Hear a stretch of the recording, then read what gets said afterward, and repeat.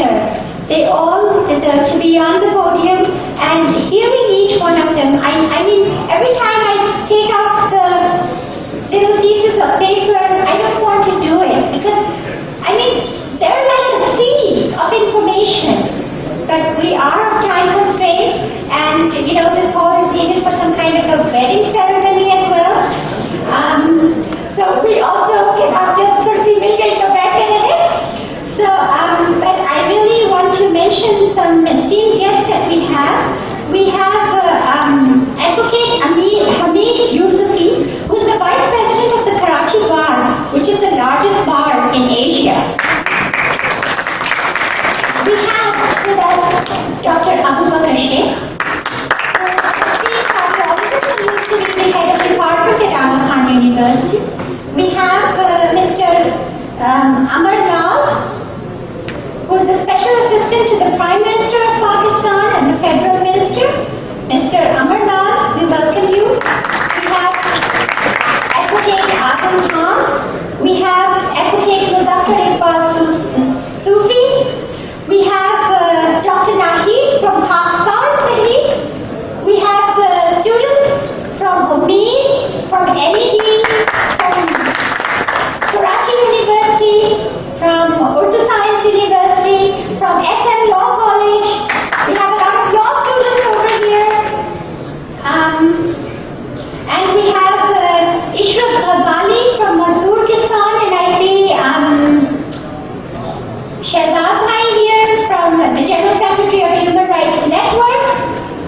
And we have a very renowned journalist and writer, Raziuddin Sayed.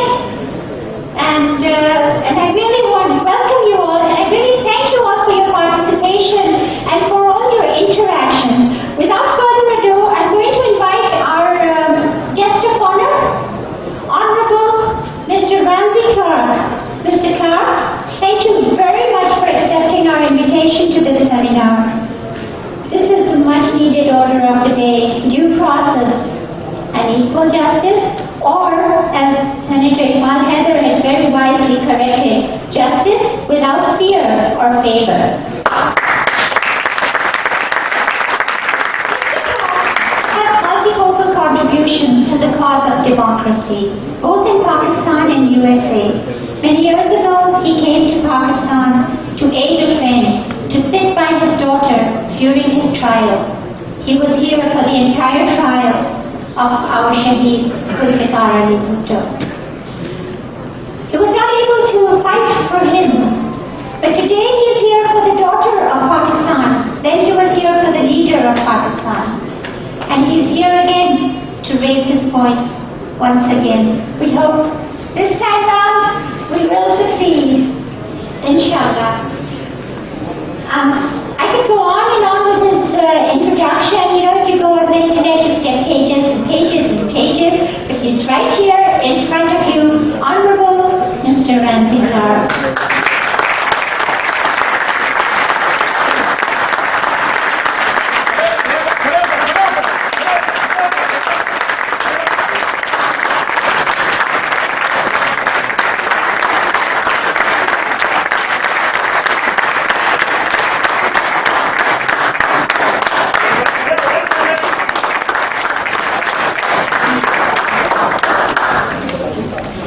Thank you very much. I hope I can speak partially to convey how strongly I feel about this issue that's before us. It's been, as always,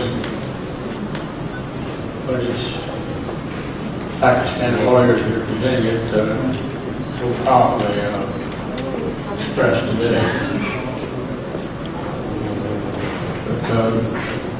Just about a week ago, a little less, visit places of trouble, which is about all I do. I left home in New York, or Castro,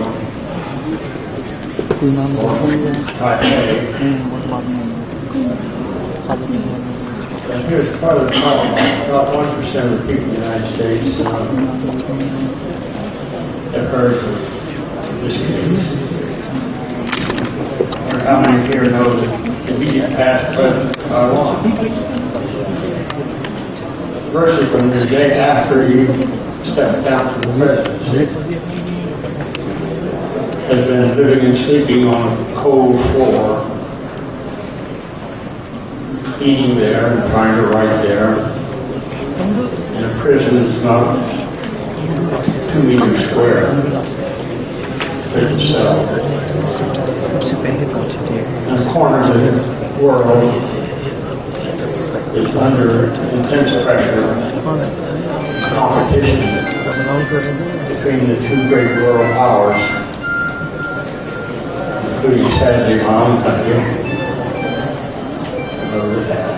all their nuclear arms capacity right in the area. And then on to Hanoi, where 40 years ago I went and spent 2 weeks during the August bombing of North Vietnam. That had a single intention: the destruction of the power of the people to regulate the water level for the production of the rice crop on which they live, and made it almost impossible for them to come through the next several years. The men were all down south fighting, women were planting rice and nursing the rice like if they're new babies, producing 5 tons per hectare. Children were all taken away in rural areas. And now again today, the people of Vietnam who suffer so much because of the power of violence of great nations and confronted with this terrible situation. And yesterday afternoon we left Hanoi and had to stop in Bangkok, Doha. I think it's 5 o'clock this morning. And then learning all day. So I'll begin with the single best expression in from all my reading. I read all the time because it's easier than thinking, less painful. The best expression of the law problem that we're facing here today, and it comes from a full-blooded Zapotec Indian whose probability of surviving the first 3 or 4 months of birth was a little bit better than 60%, but who came on to be president of Mexico twice, born near the ruins of Mitla, near Oaxaca. And he wrote that respect for the rights of others is peace. And to me that single phrase, but it's a little more than that, says exactly what we're faced with here in Aafia's case. People can only take so much. If you don't respect their rights, they have little option finally but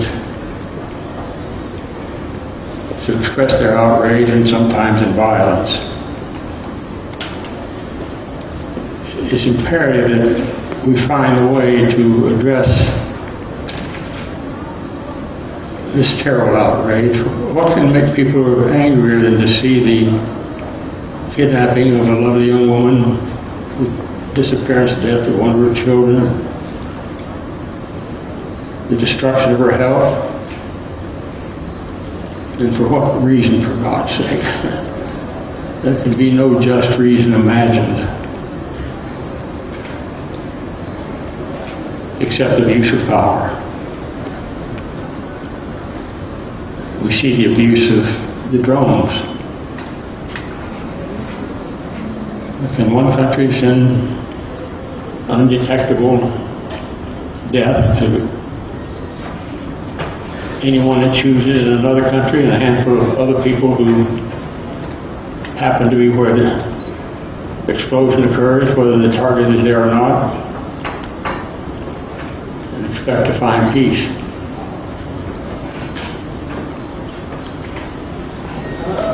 I have great faith in the lawyers of Pakistan. I remember the valiance of Yahya Bakhtiar, who had been Attorney General under Zulfikar al-Bhutto, the Baluchi, standing all alone at that time, wondering whether he could get back to the hotel that night, exhausted, to prepare for the next day, and to court in the morning alive. And arguing brilliantly as your lawyers always do. I tell you, when they come for me, I'm going to hire a Pakistani lawyer. I remember one day we were sitting there in court, and Benazir, who was quite a young woman, but she studied in the United States, and she leaned over and she pointed and said, "Doesn't he look like Abraham Lincoln?" And I looked up there and she was pointing to Justice Aafia Siddiqui. And I have to admit, it hadn't occurred to me, and I looked at him and I said, "How did Abraham Lincoln get up there?" He looked so much like Abraham Lincoln, it was amazing. And he had courage. When the final vote came in, they turned the court over twice, and there were 5 justices that remained, and the vote was 3-2. And Aafia Siddiqui made a brilliant expression of why this prosecution was so wrong and so harmful. I don't have, from all my background and experience, a family of lawyers and a life of law, a more vivid picture of lawyer courage than the lawyers of Pakistan are defending with their physical safety, being knocked down and beat around to protect the Chief Justice of Pakistan, just in our recent times. It's that type of courage in the law that makes peace possible, and that's the ultimate purpose of law. It was Benito Juarez who said that the respect for the rights of others is peace. And that comes as near as any few words can to telling the whole story. If the rights of Aafia are respected, are we to respect rights or not? And can you think of a more contemptuous situation than the drones or the destruction of the life and family of Aafia? So if we're to have peace, we have to have respect for the rule of law.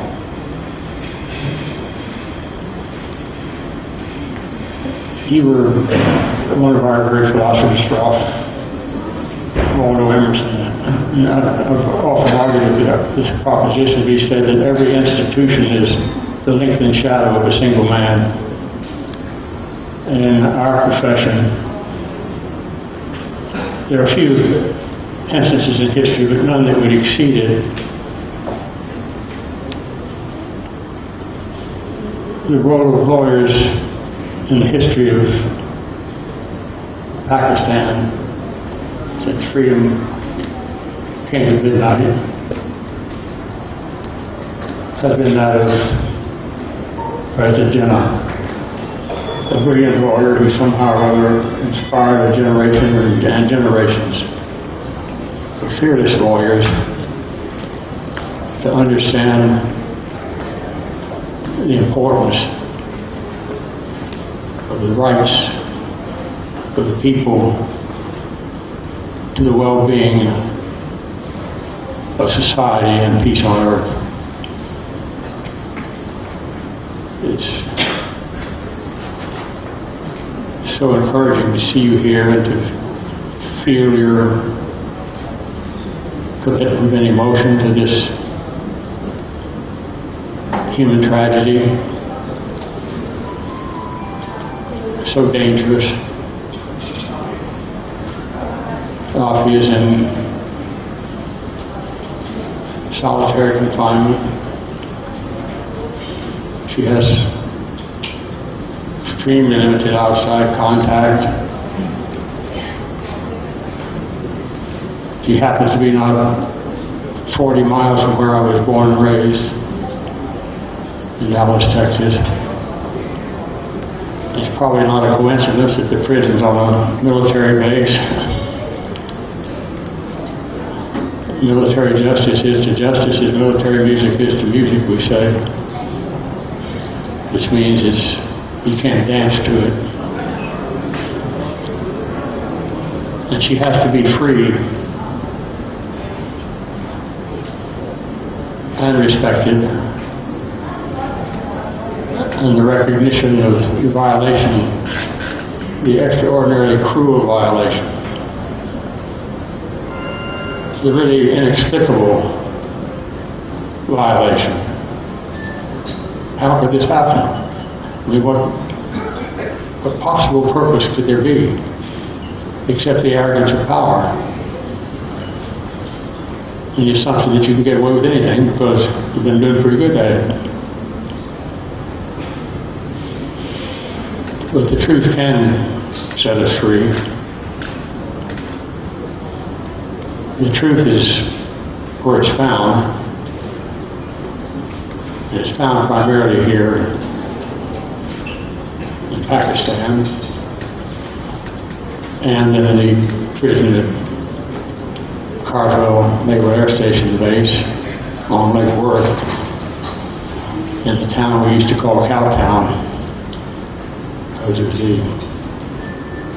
first terminus in Texas for cattle being driven north to the markets where the beef eaters lived. Thanks for your support for Aafia. Be assured that I will do all I can and try to encourage as many people as I can in the United States with power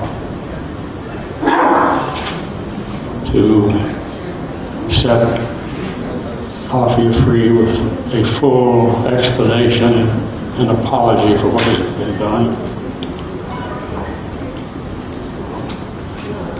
And to do the same to the drones and the militarization of the world. Our military policy is probably very much like China's. Is insane.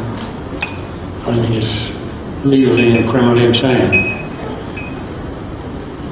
We have at this moment in the Pacific 8 Trident II nuclear submarines at sea, under the water, on alert. I've got this all in my head because of a trying case in Tacoma, Washington, where the Trident II nuclear fleet Pacific is based. That's 8 out of 30 of these ships. They're carrying 140 nuclear warheads. With the missile accompaniment that's necessary for delivery. The warheads only have 2 calibers. The smaller caliber is 140 times the explosive destruction that eradicated Hiroshima and Belgium, and the military concedes it would leave a crater 50 miles in diameter. Can that be sane? Where could you use it? I moved up to New York a long time ago because that's the best place for where the action is in that country. And you could kill 25 million people with one bomb of that size. And you got one captain of one ship and he's got 140 in his pocket. And doubtless China, others. How does a country, a poor country that's threatened by others, hope to defend its sovereignty if it doesn't try to develop a nuclear weapon? Because it does keep people in their right minds at bay. And the only way to stop that is to make one of the high crimes and misdemeanors of all nations the thought of developing or possessing or retaining any weapon of mass destruction. And there's Aafia in prison at this moment, alone in a cell. A very, very close friend of mine, a woman lawyer, 70 years old, who I brought into the case to defend Sheikh Omar bin Rahman, and who has been convicted for activity in connection with representation of Sheikh Omar, is in the prison there with Aafia and trying her best to get to see her, to give her a hug and kiss if she ever has the chance. But no one sees Aafia except on rare circumstances. Her brother has seen her twice, who lives in Houston. So I hope we'll all carry from here a higher commitment to action, a deeper understanding of how important it is that this enormous moral and legal crime the United States has committed, with obviously the complicity of your government.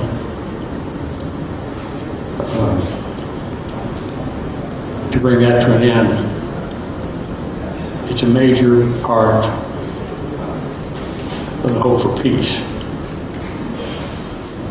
which depends upon respect for the rights of others. Thank you.